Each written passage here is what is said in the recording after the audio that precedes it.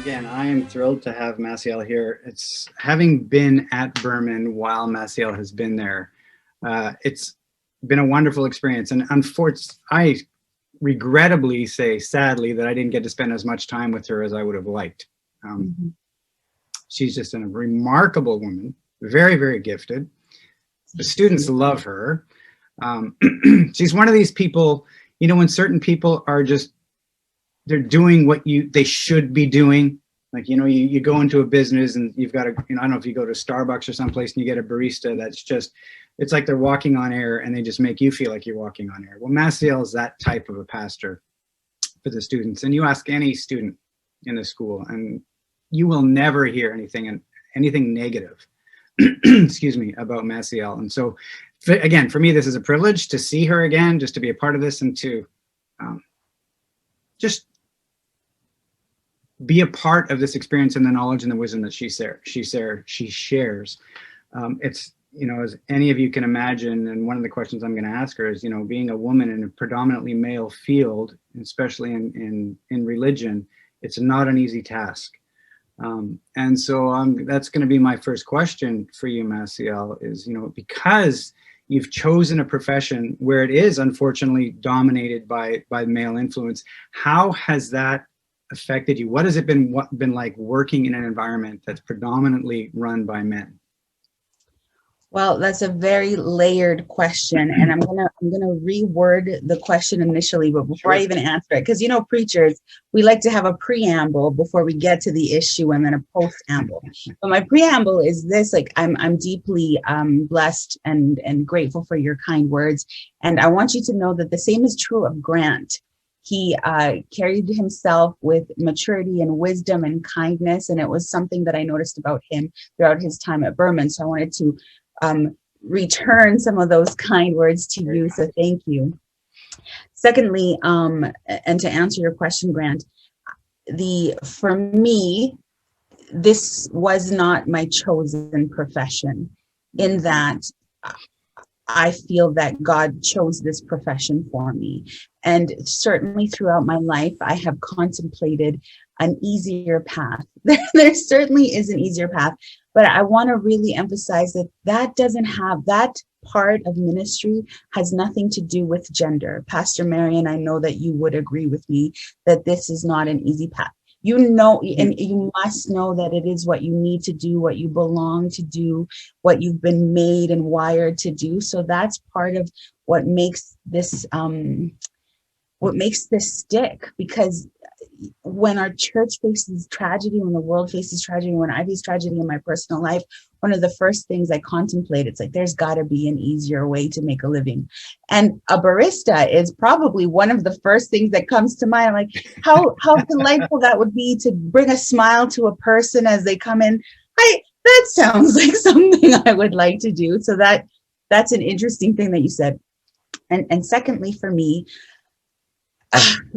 you know, I think that this is so loaded. I will try not to take half an hour to answer it. So it's a couple of things for me. For me, part of it comes from the upbringing that I had. My mother and father were both really like spiritual people who loved God and were able to model like our broken humanity and a deep love for Jesus, kind of one and the same. And it helped give me the building blocks that I would then later use. I come from a family that is just riddled with pastors. Like at the NAD, I think Pastor Marion, you sat with us, and pastors marry into our family. There's just dozens of us. So there's something about our family and how we live that has just come up over and over again. If you've met a Nicaraguan pastor in Canada, it is highly likely that you have met a relative of mine. I think there's one or two that are not related to me, but the rest certainly are. And finally, for me, it has given me an incredible opportunity to let God shape the ministry as he wills. So I had to contemplate this at a very young age. I felt the call to ministry at 16, which was so just perplexing to me. So I was 18 when I started training here when I went to university, and that's a baby, because I see 18-year-olds now, and I'm like, you guys are babies, like you're so young, you have so many experiences that will help shape you. So I really just felt so lost, and I didn't have people to really kind of model myself after, because most of my classmates were boys, or maybe women who were very different in age than me. So I had to contend with my personality and my identity as a pastor, and there was no formula for that. And so it gave God a wide berth for me to, after the overwhelming terror of it, to be relieved at how much freedom there is in that. I don't need to imitate anybody else. I just have to trust God's guidance in my life. And so long as my heart is connected to Him, and a humility that sometimes I fight and pray for every day and fight, because that's the only way that I'll continue to grow. It has been that, because I have found that I have many more allies than one would think. My colleagues treat me with tremendous respect, and I treat them with tremendous respect, that we help each other. It's a very collegial thing. And so that has been a massive blessing. Have there been moments where people, like to remind me how they interpret the Bible and what they think God says? Of course there has been. Of course there has been. But I have observed that for every pastor, there is something that the devil uses to discourage them, some way to diminish their calling or make them feel small. For me, people often use gender or my ethnicity or whatever they want. But for Pastor Marion, it can be something else. For you, Pastor Grant, it can be something else. But that vulnerability that exists across genders. And so it's an interesting balance. And it's one that when I'm strong, I'm like, it doesn't bother me. And then when I'm sad, I'm like, this is a bummer. So that's all those pieces are what have shaped me, and what I try to use as I move forward in the most positive way that I can. And you do it very Does that answer your question? I feel like I said a lot of things without. You did, and I'm grateful that you did, because it gives us a broader scope of what it actually means, not only for a woman in ministry, but anyone in ministry, right? And I appreciate you pointing that out. And you talked about the devil, finding your weakness and using it against you, and it does cross genders. Yeah, it certainly does. But you mentioned your family, and that's huge. And I think that in itself is a huge blessing, because many of us know pastors currently who are second, third, fourth generation pastors in their family, and they're simply a pastor because their father, their grandfather, the great grandfather was a pastor, and that it's just not their calling, right? Mm-hmm. As well-intended as they may be, they just struggle, right? It's because they're not doing what God created them to do or to be, and they're fighting it for a multitude of reasons, whether it's pressure from the relatives, or there's these expectations that have been placed upon you because of the success of your fathers or grandfathers or whomever. And it's because of a name that you carry than it is your identity in Christ and who you truly are created to serve. And so for you to be surrounded by such a loving family with so many pastors and to blossom in that environment that in itself speaks volumes of not only you, but your family, and how God has used all of you in some pretty wonderful and profound ways. So thank you for sharing that. And so my second question is, now you're involved in ministry. You're at Burman University. You're working with students. Like I said, it's to me it's a no-brainer that you're there. But what, how did you end up there? Like when you were going to university, did you ever was that an aspiration to be a pastor at a university or college, or how did that come about for you? Like an aspiration, yes, in my wildest dreams, like in my wildest dreams. So I was 22 when I graduated, 23 when I started ministry, still baby, 18 baby, 22, 23, still baby. And it was a challenging time. Not a lot of conferences were hiring. And so it was a little bit of a faith journey just to get a call in general. So I started. You went to school in Canada or in the States? Yeah, at Burman, yeah. Okay. Yeah, Canadian University College. When I graduated in 2005, I was very fortunate. Eventually, I started working in October, and I started working with youth and children at what is now Church in the Valley. So I worked there for 4 years, and then I went to Michigan to get my master's. And it was during that time that I think personally I blossomed a lot. But then it was this great unknown. And so I was actually supposed to travel back to British Columbia. And Pastor Little, who is too dynamic and too charming for his own good, was going to tour me around the church that was interested in me. And at the same time, I had gotten a call from Pastor Ron Sidnam. You could not have two more different individuals in their approach. Pastor Ron is more subdued, not more humble, not in that way, but just more quiet. And, Pastor Steve is a pastoral rock star, right? Like, yeah. So it was two very different conversations. And I really felt in my heart that there was something that was not yet known for me, because I was overwhelmed even at the idea of coming back, even after going to school some more, to come back to this place. But I talked to a couple of my mentors and just really trying to follow God's plan. And it's a choice between two wonderful environments. So God would have been with me either way, but like, where would I flourish? Where would I make the most difference? And one of my mentors asked me, what job is harder, Massiel? And I said, the university church. Like, that's harder. There's just more expectations.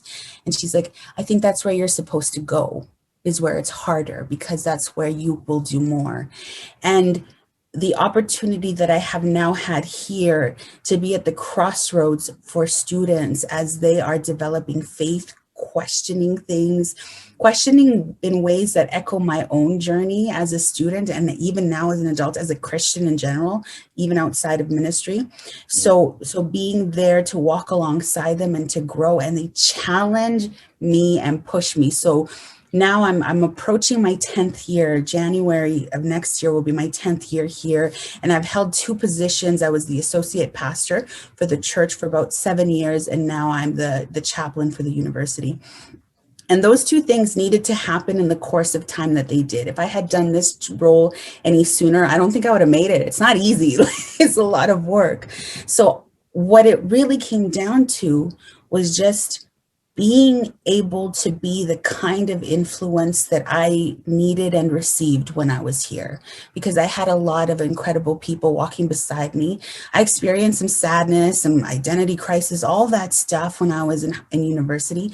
And so I get it. I get when these kids are like, I don't think I believe in what my parents believe, but they're still deeply Adventist. They just don't have the language for it, And so those are the things that I feel native to. I understand that as a third culture kid. I understand that feeling of like constantly trying to find your footing. And that, and people sleep on Lacombe. It's like sweet little sleep. It's no Victoria, of course. I know. I spent 11 glorious hours there traveling to a speaking engagement. But there's something really endearing here. And then just personally, my family is here. So my family lives in Saskatoon, like my side of the family, that's 5 hours away. My husband's family, our nieces, there's four nieces who live here. And that is like delicious. They're just four of these little genius powerhouses, and I love them. So there's just a lot of personal comfort on top of it being a place which restores me, having that social support. My parents-in-law here, it means that I did ministry alone for a decade, and I don't do that anymore. And it's hard. It's hard. I really, my heart goes out to our single pastors, because the emotional drain of that is very difficult. And I get to be in this like really richly social place where I'm doing a hard work. So that's part of it for me.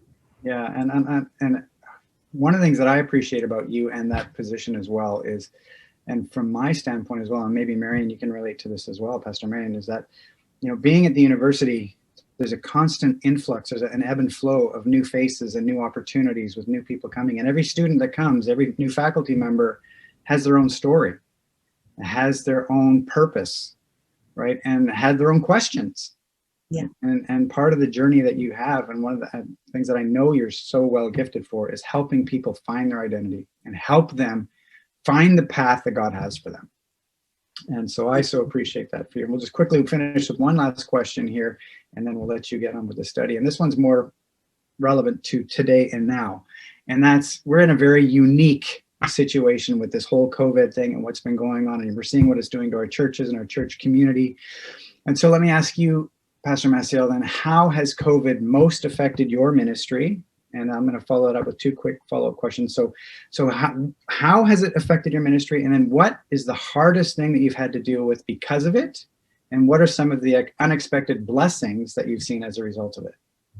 Okay, I'm going to answer with a blessing first, because like right now, this is a blessing. We have had to push ourselves to be so creative, and it has given us this adaptability. You know, in a prayer meeting, you know, like you get 10 people sometimes, like, look at, there's so many of you at prayer meeting this evening. Maybe Pastor Marion is like a genius prayer meeting pastor, so everybody goes, but that is not, that's not the, like, that's not the standard. So people show up, and it feels like everybody has a front row. Like everybody's right there. You get to see people's faces, and you get to connect. And that's been a tremendous blessing. The challenge for me has been, and you may already be able to feel it through the camera, because I'm physically getting closer to the camera as I'm sharing this. I am so deeply relational. One of my ministries is hugging. Like a student will come in. I can't tell you how many times I've looked at a student, offered them a hug, and then there's tears and shambles in my arms. You know, God has given me that ability to just connect with people that way. And I miss that. And personally, we are super intentional about having students over in our home and like playing games and feeding them. Not having people here, that's painful. It is painful. So I'm glad that I get to connect with the Victoria Church, and I would love to have you guys over for Sabbath lunch. Like, so it's this like weird in between thing that we're having. And my husband's Filipino and I'm Nicaraguan, so you're gonna get some yummy food no matter what. Mostly if he's cooking. Mine's just okay. He's really the chef in the house. So Marion gets the bus.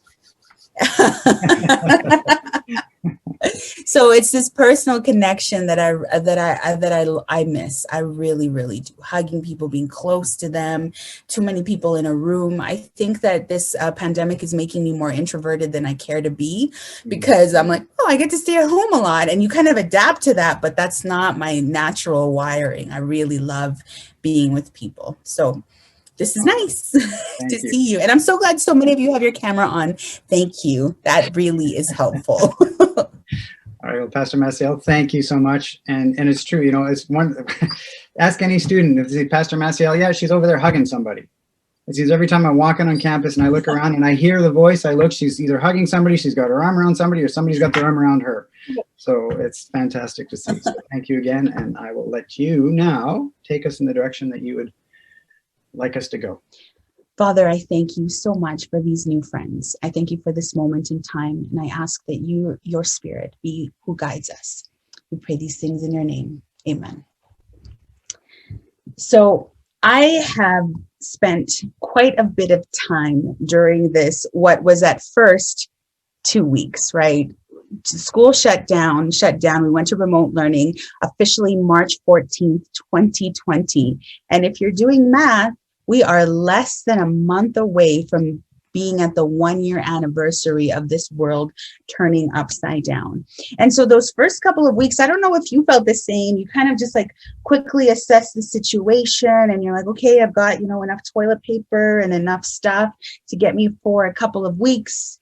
And then a couple of weeks turned into a couple of months. And then a couple of months have turned into a near year of this very different reality. And at first we talked about it a lot, and it's almost like, you know, we talked about COVID fatigue.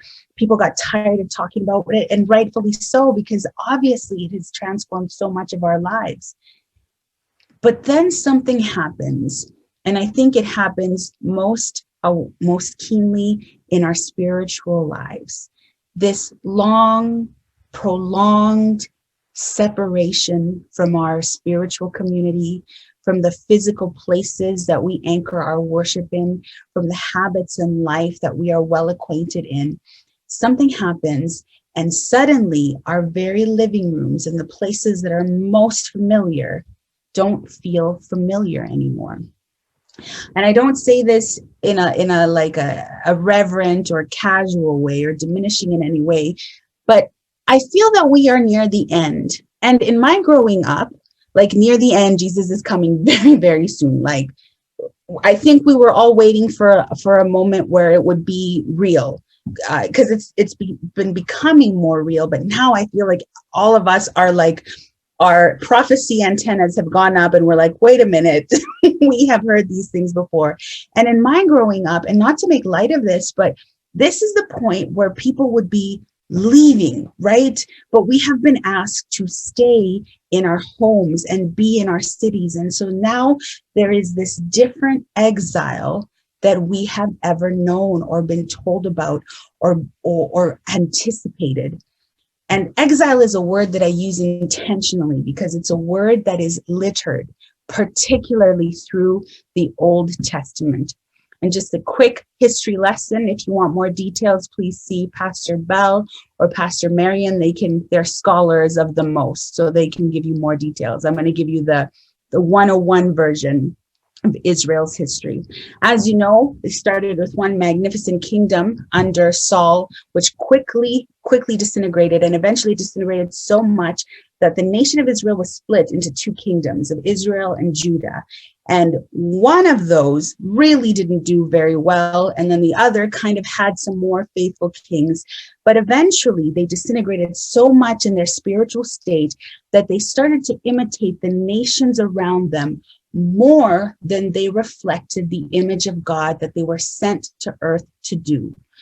So something has to happen, and God has sent his prophets over and over to like exhort them, come back to me, Israel, come back to me, Israel. And these prophets are sending these messages that are heart-wrenching and powerful and have a very clear picture of what's happening to the spiritual state.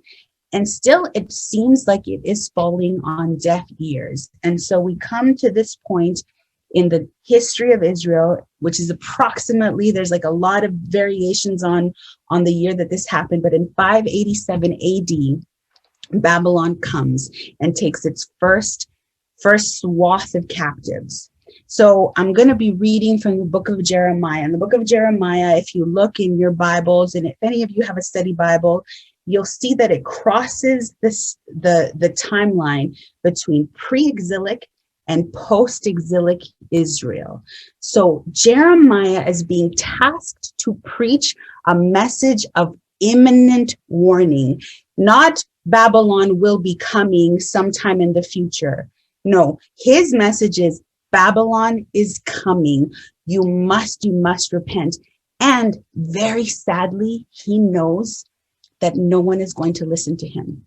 Jeremiah has to preach a message that he knows is not going to land. He holds pre-exilic Israel and post-exilic Israel in his hands, and he is a heartbroken prophet who sees the demise of his kingdom. And I think it says a lot if we use it as a metaphor for our spiritual state. Some of us may be feeling like everything inside us is disintegrating, or as much as we're trying, the church, you just don't recognize it anymore. It's important to be together, but this is not the faith that I grew up in.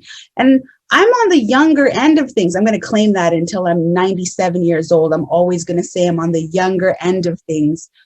I haven't been around as long, and I'm struggling sometimes to adapt to this new reality.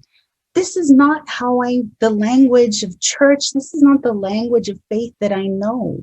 God is still present in these spaces, but everything is different. And that's what's about to happen to Israel. And we're going to read 3 passages that frames the journey that Israel is on that has a lot of lessons for us.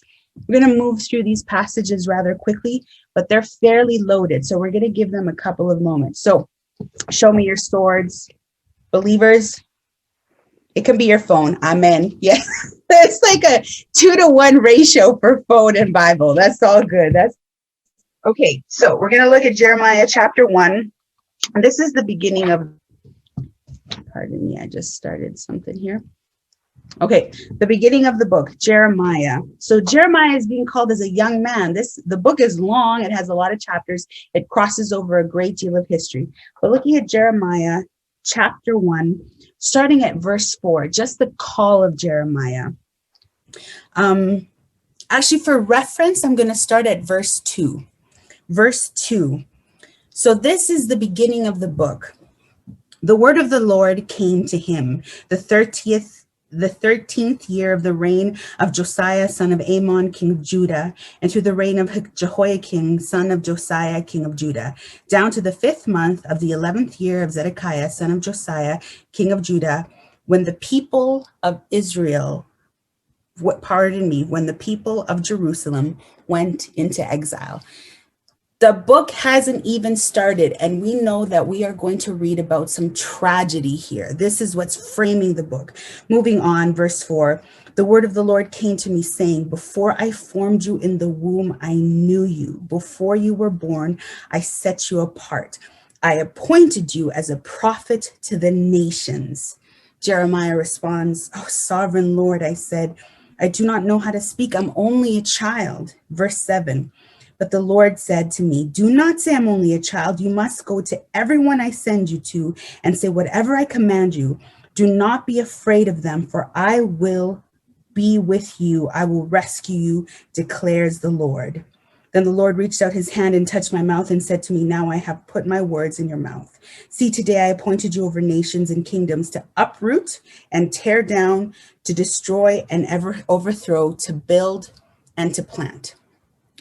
Often we use these verses, we'll write them in somebody's card in a well-meaning way, their graduation card, or they're beginning a new journey.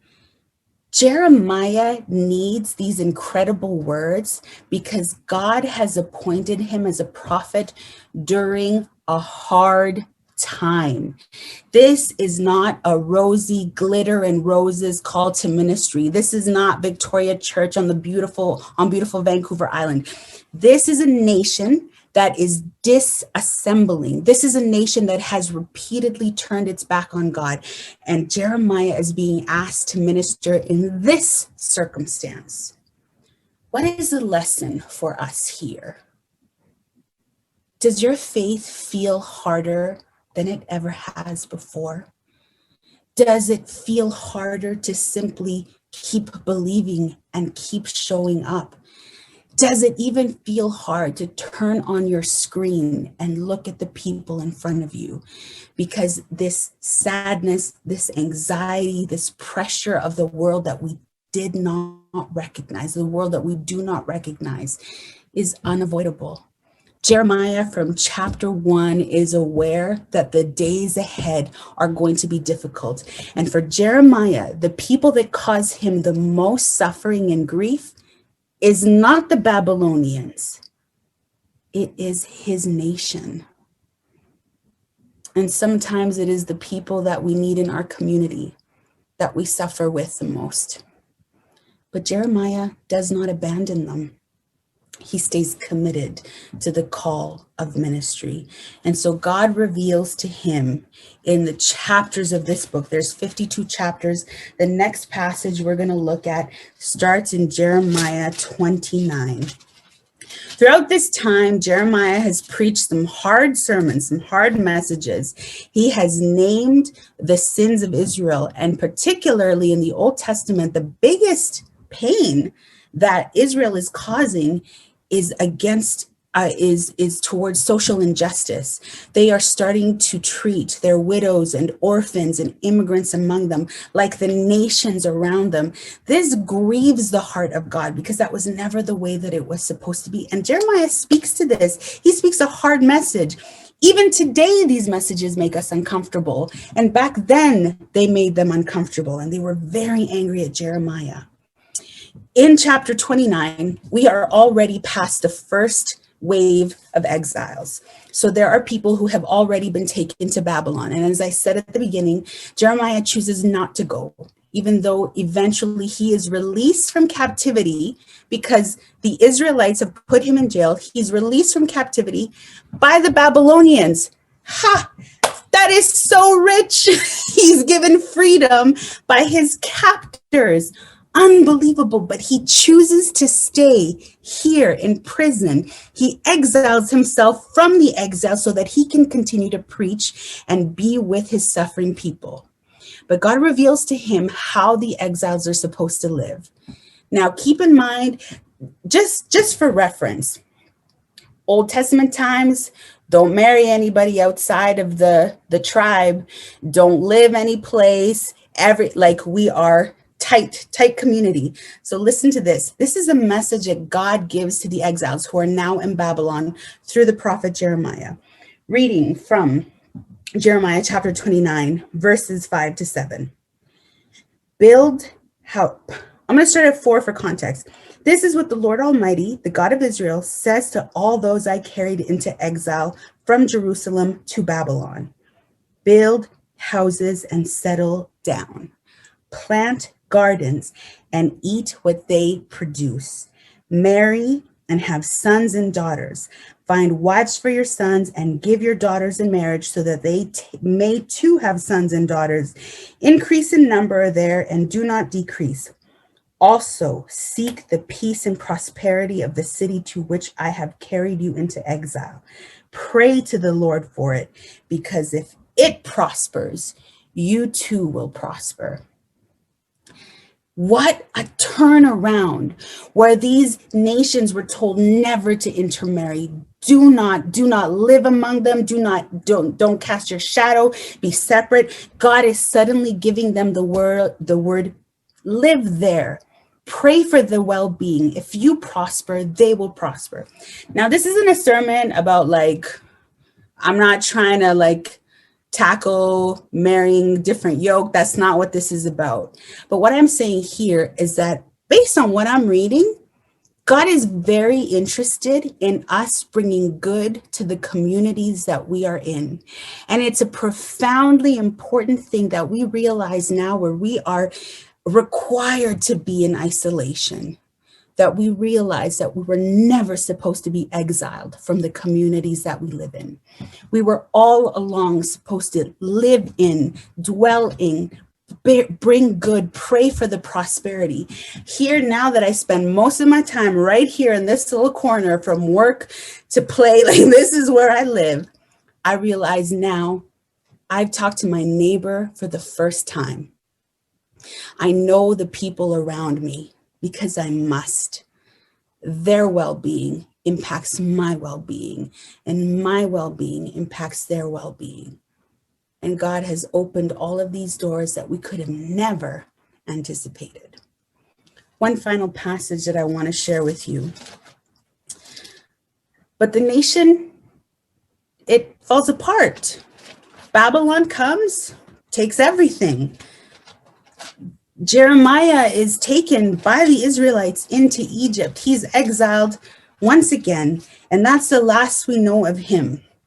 He dies in Egypt. So how do we end this book where it seems do we just die in exile? Is that how this story ends? This is devastating. This is sad. And I think if we're honest, and I'll be honest by some of the thoughts that I have felt during this time, I don't know.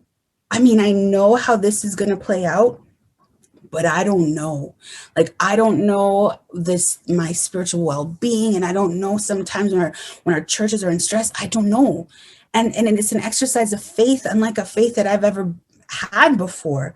So when things look bleak, when we feel in exile, bizarrely, when we feel in exile from the comfort of our homes, how do we live?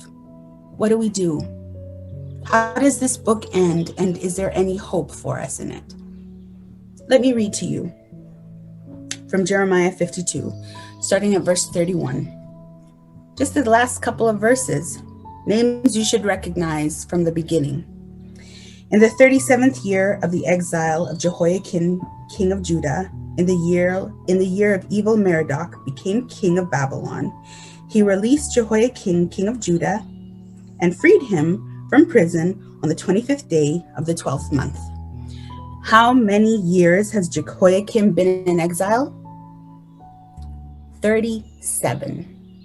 If you read some of the prophecies in Isaiah 29, we realize that at least 70 years are going to exist in exile. 70 years. We're at about the halfway point. Jehoiakim has been in jail for quite some time. But in the 37th year, something happens. Verse 32. How does this guy named Evil Merodach treat Jehoiakim? He spoke kindly to him and gave him a seat of honor higher than any of those of other kings who were with him in Babylon. So Jehoiakim put aside his prison clothes, and for the rest of his life, he ate regularly at the king's table.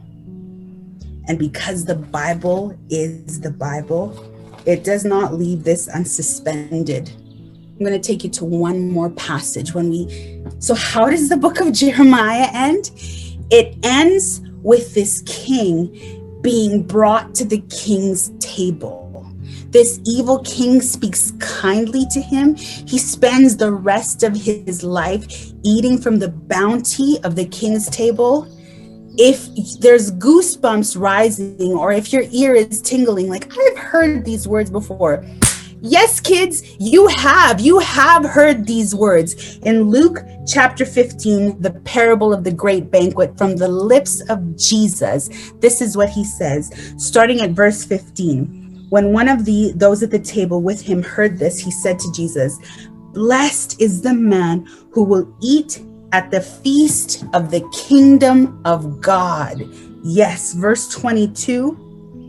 Then the master told his servants, "Go out to the roads and country lanes to make them come," because the invitation went to everybody, but not enough people responded. So he sends them again, "Go out to all the roads and make them come in so that my house will be full." In Jeremiah, one person gets a seat at the king's table. But this passage, this is how our exile ends. And amidst these long months, and who knows what lies ahead, amidst this long time of separation, of self-isolation and self-exile, how does this end? It ends with us sitting at the king's table. So may you hold on to that. No matter what lies ahead, may you hold on that even in exile, the king will call you to sit beside him, and you will eat from his plenty at the king's table. May God bless us and keep us until we can sit face to face at that table.